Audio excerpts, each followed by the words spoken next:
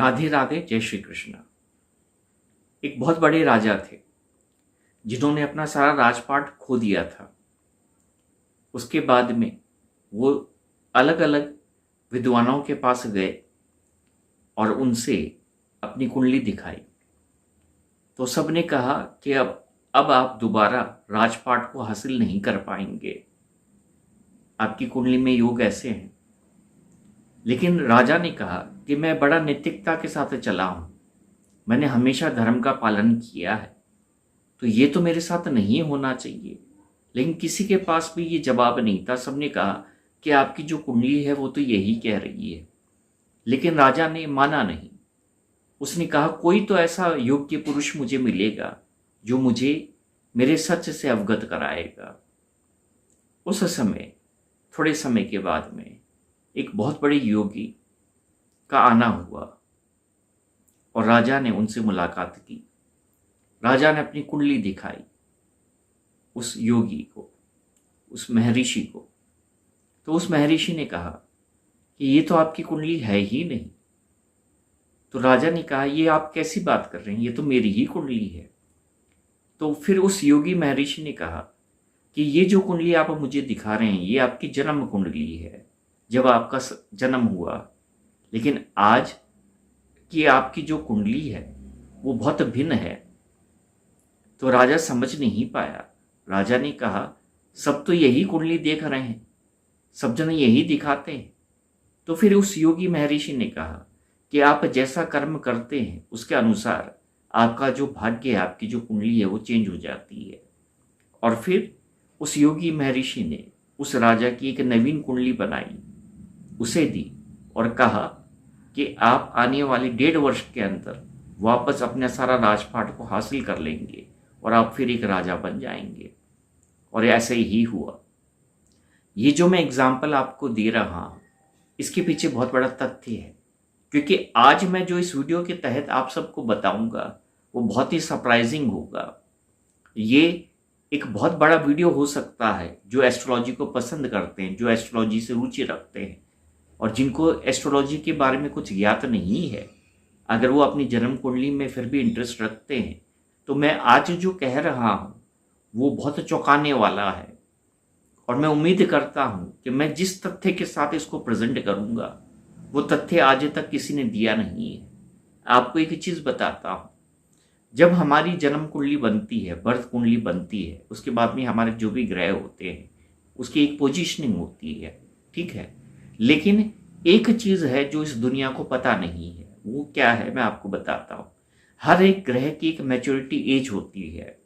Maturity as का मतलब ये है कि जब आप अपनी उम्र के उस साल में प्रवेश करते हैं तो आपका वो जो ग्रह है वो मैच्योर होता है। अब अगर आप एस्ट्रोलॉजी को पसंद करते हैं और मैं जो आपको अभी इंफॉर्मेशन दे रहा हूँ उसको तहे दिल से स्वीकार करना चाहते हैं तो मैं आपसे रिक्वेस्ट करता हूँ कि एक बार इस वीडियो को पॉज करके अब मैं जो बता रहा हूँ वो तुरंत लिखें और फिर जो मैं आपको उसके बाद में बताऊंगा उससे आपको एक बहुत बड़ी चीज़ का पता चलेगा जो अब तक आपको समझ नहीं आई है। सबसे पहले जो गुरु की मैच्योरिटी एज होती है, द प्लैनेट जुपिटर की जो मैच्योरिटी एज होती है वो 16 वर्ष की होती है। इसका अर्थ ये है कि 16 वर्ष तक जुपिटर आपके जिस घर में है उसी घर में बैठा रहेगा, लेकिन 16 वर्ष के बाद में वो अपना घर चेंज करेगा। अब आप ये बोलेंगे ये कैसे पॉसिबल हो सकता, हमारी जन्म कुंडली तो वही है। लेकिन यही तो मैं आपको बताना चाहता हूँ।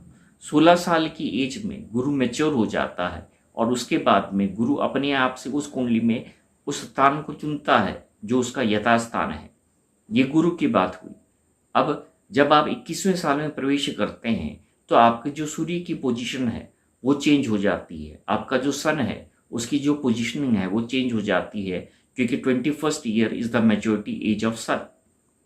जब आप 24वें वर्ष में प्रवेश करते हैं तो आपकी जो मून की पोजीशनिंग है वो चेंज हो जाती है। इसका अर्थ ये है कि आपकी जो जन्म राशि है, आपका जो बर्थ नक्षत्र है वो भी चेंज होता है। जब आप 26वें साल में प्रवेश करते हैं तो आपकी जो शुक्र की पोजीशनिंग है, जो आपकी वीनस की पोजीशनिंग है वो भी चेंज होती है। जब आप 28वें साल में प्रवेश करते हैं तो आपकी जो मंगल की पोजीशनिंग है, जो आपकी मार्स की पोजीशनिंग है कुंडली में, वो चेंज होती है। जब आप 32वें साल में प्रवेश करते हैं तो मरकुरी बुध की पोजीशनिंग चेंज होती है। जब आप 36वें साल में प्रवेश करते हैं तो सैटर्न शनिदेव की पोजीशनिंग चेंज होती है। जब आप 42nd ईयर में प्रवेश करते हैं तो जो राहु की पोजीशनिंग है वो चेंज होती है। और जब आप 47th ईयर में इंटर करते हैं तो जो आपकी केतु की पोजीशनिंग है वो चेंज होती है। अब मुझे एक चीज़ बताइए, अगर कोई ऐसा इंसान है जिसकी उम्र 47 ईयर है आज की डेट में, तो मैं उनको एक बात कहना चाहूँगा और आप सबको इस बात को समझना है। कोई भी इंसान अगर अपनी 47th ईयर तक पहुँच गया है और वो आज भी वही कुंडली देख रहा है, तो मैं आपको एक चीज़ बताना चाहूँगा कि उसकी पूरी कुंडली ही चेंज हो गई, उसकी पूरी कुंडली ही चेंज हो चुकी है। लेकिन आज के डेट में हमारे पास ऐसी ज्ञान नहीं है, ऐसा विवेक नहीं है कि हम उस कुंडली का निर्माण कर सकें जो उसकी वास्तविक कुंडली है। मैंने जो एज फैक्टर्स बताए हर एक प्लैनेट के, वो आप अपनी चार्ट से मिला के देख लीजिएगा और आपको रिजल्ट अपने आप से समझ में आ जाएगा। 42nd से 47th year is the maturity age of Rahu Ketu, and Rahu Ketu is the completion of your life solo purpose. और उसके बाद में आप एक नए पर्पस की तरफ आगे बढ़ते हैं। लेकिन ऐसे बहुत से लोग हैं जो अपने लाइफ पर्पस को जान नहीं पाते हैं। तो जो जान नहीं पाते हैं वो उसी मझधार में अटके रहते हैं, और जो जान पाते हैं वो अपने लिए एक नई कुंडली को मैनिफेस्ट कर सकते हैं। बिल्कुल, हम अपनी इसी जीवन काल में अपनी दूसरी कुंडली को मैनिफेस्ट कर सकते हैं। ये आज तक किसी ने कहा नहीं होगा आपको, लेकिन जो मैं आज कह रहा हूँ बहुतों को समझ में नहीं आएगा, लेकिन ये मैं कर चुका हूँ और इसके प्रैक्टिकल रिजल्ट्स होते हैं। इसका अर्थ ये है कि आज आप जिस उम्र के पड़ाव में हैं, आपकी जो कुंडली है, आपकी जो स्टार्स है, ऑटोमेटिकली वो चेंज हो चुके हैं। लेकिन 47th ईयर में आपकी जो पूरी कुंडली है वो चेंज हो जाती है, क्योंकि आप एक मैच्योरिटी साइकिल को पूरी तरह से कंप्लीट कर लेते हैं। क्योंकि जब तक हम राहु केतु तक नहीं पहुंचते हैं तब तक हम पूरी तरह से मैच्योरिटी को हासिल नहीं करते हैं, उस साइकिल को कंप्लीट नहीं करते हैं। And the moment we reach 47th year of our life, तब आपकी एक नवीन कुंडली का निर्माण होता है और आपको एक नवीन पर्पस दिया जाता है। ये जो तकनीक है ये बहुत ही गहन विद्या के साथ किसी को हासिल होती है। इसका अर्थ ये है कि मैं कुंडली को पिछले 21 साल से अध्ययन कर रहा हूँ। मैं 2003 से एस्ट्रोलॉजी से, ज्योतिष से जुड़ा हूँ। लेकिन आपको एक चीज़ बता दूँ कि मेरे पर ईश्वर की बड़ी कृपा रही। मैंने बुक्स को ज़्यादा फॉलो नहीं किया, बल्कि अपनी रिसर्च पर ही सबसे ज़्यादा विश्वास रखा।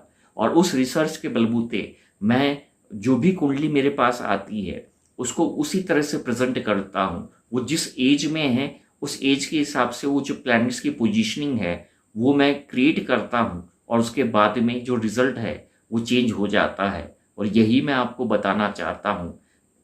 What ever kundli you are studying right now, और उसे अगर आप अपना सत्य मान रहे हैं, तो एक बार मैं आपसे कहूँगा कि आपने अपना जीवन बहुत जिया है और उस जीवन में आपने बहुत कर्म किए हैं, कुछ अच्छे किए हैं, कुछ बुरे किए हैं। तो ऑटोमेटिकली जो प्लैनेट्स का पावर है वो उसी तरह से कम बेसी ज़्यादा हो चुका है। हो सकता है कोई प्लैनेट आपका नीच का है, लेकिन आपने उस प्लैनेट से, उस हाउस से रिलेटेड बहुत अच्छे कर्म किए हैं, तो वो उच्च का हो सकता है। और ये भी हो सकता है कि जो प्लैनेट उच्च का है आपने वहाँ पे फोकस नहीं किया, कर्म अच्छे नहीं किए, तो वो नीच का हो सकता है। You have the power to manifest your new kundli, और उस न्यू कुंडली से आप अपनी डेस्टिनी को खुद क्रिएट कर सकते हैं। लेकिन ये वही समझ सकता है जो एस्ट्रोलॉजी से गहन से जुड़ा हुआ है। उम्मीद करता हूँ जो इस वीडियो में मैंने आपसे कहा है उससे आप जुड़ेंगे। मैं यकीन से कहता हूँ अगर आप ज्योतिष से प्रेम करते हैं, एस्ट्रोलॉजी से प्रेम करते हैं, तो मैं जो आज कह रहा हूँ वो कल अपने आप से सिद्ध होगा। इस वीडियो में मेरा साथ देने के लिए बहुत बहुत धन्यवाद। राधे राधे, जय श्री कृष्ण।